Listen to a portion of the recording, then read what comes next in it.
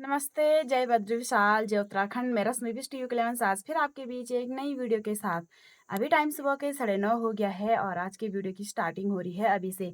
आज के मौसम की बात की जाए तो चारों तरफ प्यारी वाली धूप खिली हुई है, तो एक बार आपको मौसम का व्यू दिखा देती हूँ। आज का मौसम देखो कुछ ऐसा है, प्यारी वाली धूप खिली है और दूर दूर बादल भी दिखाई दे रहे हैं, पर धूप ना एकदम कड़क वाली लगी हुई है। तो कुछ ऐसा हो रखा है मौसम। जैसे कि आपने पिछली वाली वीडियो में देखा ही होगा कि हम ना हॉस्पिटल गए थे और भाभी एक दिन हॉस्पिटल में एडमिट भी रही। तो मैं पूरी बात आप लोगों को बता देती हूँ। जिन्होंने वीडियो देखी होगी उन्हें तो पता ही होगा, पर जिन्होंने नहीं देखी तो मैं उनको बता देती हूँ। मेरी भाभी का अगले दिन से पेट दर्द हो रहा था, तो फिर हम दूसरे दिन सुबह मार्केट चले गए हॉस्पिटल के लिए, नंदा नगर के हॉस्पिटल में। जब हम वहाँ गए तो डॉक्टर को दिखाया, मतलब डॉक्टर ने दिखाई क्या, ऐसे बोला कि पेट दर्द हो रहा है और बस उन्होंने कुछ नहीं, बस दवाई लिख दी और दवाई दे दी। तो दवाई पैरासीटामोल और ओआरएस का घोल था। उसको दस्त तो थोड़ा ना लगी थी जो तुम ओआरएस का घोल दे रहे हैं, मतलब ज़्यादा जाँचा पूछा, कुछ नहीं बोला कि ये दवाई खाना और हो जाएंगे ठीक। अगर 1-2 दिन में ठीक नहीं होगा तो तब आप अल्ट्रासाउंड करना, तब बोला ऐसे, ठीक है। तो फिर मुझे उसी टाइम गड़बड़ जैसे लगने लग गया, तो मैंने अपनी ताई को फ़ोन किया कि ऐसा-ऐसा बोल रहे हैं। ताई ने बोला कि जो भैया वहाँ रहते हैं हमारे पहचान के गोपेश्वर में, तो उनको फ़ोन करो कि ऐसा-ऐसा बोल रहे हैं। फिर उनको फ़ोन किया तो भैया ने बोला कि तुम ना अभी निकल जाओ वहाँ से सीधा गोपेश्वर के लिए। फिर हम तुरंत गोपेश्वर के लिए निकले, तो जब वहाँ गए तो भाभी को ना एडमिट कर दिया। जब सीरियस बात होगी तभी तो एडमिट किया ना। आम मतलब कि ऐसा थोड़ी ना है कि जितना हॉस्पिटल जाते हैं बीमार लोग सभी को एडमिट करते हैं। जो सीरियस होता है उसी को एडमिट किया जाता है ना हॉस्पिटल में। तो वहाँ भाभी जी ना एडमिट हो गई और फिर एक दिन हमें वहीं रुकना पड़ा और भाभी जी पे 2-3 इंजेक्शन भी लगे। फिर कल सुबह से भी हॉस्पिटल में ही थे, मतलब फिर फटाफट से अल्ट्रासाउंड वगैरह हुआ। और अब ना गोपेश्वर में ऐसा हो रखा है कि मतलब टोकन मिल रहे हैं अल्ट्रासाउंड के लिए, तो इसलिए 2-3 दिन पहले जाना पड़ रहा है, पर्ची वगैरह कटवानी पड़ रही है। फिर वो ना डेट देंगे कि इतने तारीख को तुम्हें अल्ट्रासाउंड के लिए आना है, उस दिन तुम्हारा अल्ट्रासाउंड होगा। चलो ये नियम सही है कि वरना बहुत सारे लोग दूर दूर से जाते हैं और फिर कई लोगों का नंबर नहीं आता है, तो टोकन सिस्टम सही कर रखा है। पर कोई अगर इमरजेंसी में भर्ती है तो उसका तो होगा ही होगा। फिर मैं जब पर्ची कटवाने गई तो उन्होंने वहाँ से टोकन नहीं दिया।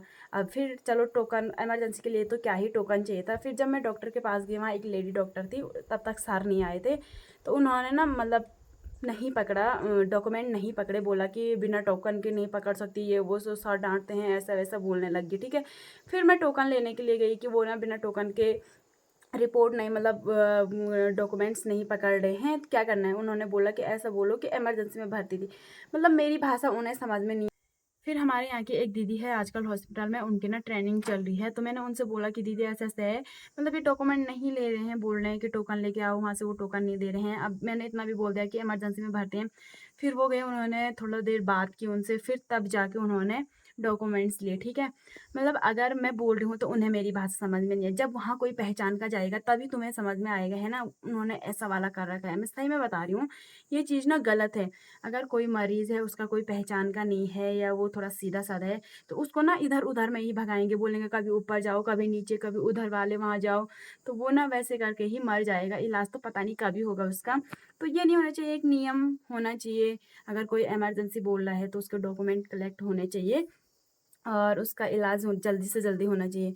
पर ऐसा पता नहीं क्या हो रखा है। और हमारे नंदा नगर में ना, इतना बड़ा नंदा नगर ब्लॉक है हमारा, हमारे यहाँ एक अल्ट्रासाउंड की मशीन नहीं है। लोग इतनी दूर-दूर से ना गोपेश्वर ही अल्ट्रासाउंड के लिए जाते हैं। और नंदा नगर से नंदप्रयाग की रोड इतनी ख़राब है, मैं बता नहीं सकती हूँ। जिसकी तबीयत ख़राब भी नहीं होगी ना, वो नंदा नगर से नंदप्रयाग जाने में उसकी तबीयत ही ख़राब हो जाएगी। इतनी गंदी रोड में, इतने भुच्चम भुच्चम गाड़ी में सर फूट रहा है। मेरा तो परसों जाते टाइम इतना बुरा हाल हुआ था, इतना सर फूटा मेरा गाड़ी पे, क्योंकि रोड ही इतनी गंदी है। और मतलब नंदा नगर में जो डॉक्टर्स हैं, मतलब मैं तो यही बोलूँगी उन्होंने अच्छे से देखा नहीं। अगर उन्होंने अच्छे से देखा तो क्यों गोपेश्वर जाके सीधा एडमिट हुई, यही बोलूँगी ना मैं। एडमिट हुई, हम तुरंत गए, एडमिट हुई। जिन्होंने ब्लॉग नहीं देखा वो भी ब्लॉग देख लेना। तो सीधा एडमिट हुई, मतलब सरकार यार तुम्हें सैलरी किस बात की दे रही है, काम के सैलरी देती ना, तो तुम अच्छे से काम करो। अच्छे से काम करने में क्या है, जब तुम्हें इतने सारी तनख्वाह मिल रही है। और हम ये नहीं बोलते हैं तुम्हें तनख्वाह मुफ्त में मिले, हम समझते हैं कि यार तुम लोगों को भी इतनी पेशेंट को देखना होता है, इतने पेशेंट आते हैं, पर यार अपना काम सही से करना चाहिए। उसको इतना दर्द हो रहा है, बोलने के बाद उन्होंने पैरासीटामोल और ओआरएस का घोल दे दिया था और कहा कि घर चले जाओ उसको खाना। अगर हम घर आते कुछ होता तो कौन रहता जिम्मेदार। मैं तो यही बोलूँगी कि हमारे नंदानगर में जो है मरीजों का इलाज अच्छे से नहीं हो रहा है। एक प्रेग्नेंट महिला जो कि 5 महीने से प्रेग्नेंट है, उसको दर्द हो रहा है तो पैरासिटामोल और ओआरएस का घोल दे दिया जा रहा है कि इसको खाना, ठीक है? जो कि बहुत गलत है। मतलब यार, एक महिला को तुम दर्द मार दवाई दे रही है और अगर हम गोपेश्वर गए तो वो सीधा एडमिट क्यों हुई वहाँ? मेरा तो ये सवाल है ना। अगर उसको वो नॉर्मल थी तो एडमिट कैसे होगी?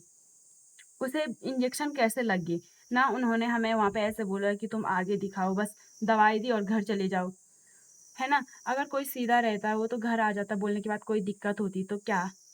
कौन था ज़िम्मेदार? कोई नहीं ना। उन्होंने तो दवाई दे दी थी, पैरासिटामोल खाते, वो ओआरएस का घोल बना के पीते।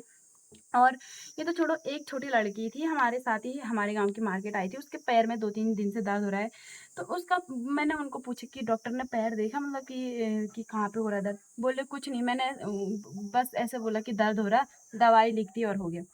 ऐसे काम चल रहा है, ये बहुत गलत बात है। इसीलिए लोग ना पहाड़ों से शहरों की ओर जा रहे हैं, क्योंकि सुविधाएँ नहीं हैं पहाड़ों में और अच्छे से काम नहीं हो रहा है।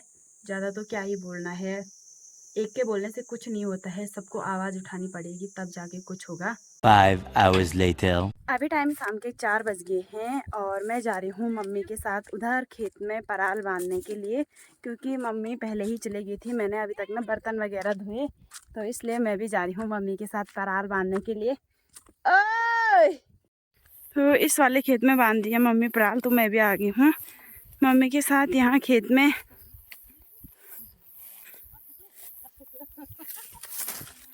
हेलो चाची, हेलो चाची, कैसे हो? देखो, मेरे साथ लड़ाई करने के लिए ऐसे कर रहा है, पर मैं हाथ खड़ा ही नहीं कर रही हूँ। अगर हाथ खड़ा करूँगी ना, लड़ेगा फिर। इबी घुने पे मार दूँगी पड़पड़े। इबी ले, ये दे दे, ये दे दे। वो मेरे A few moments later.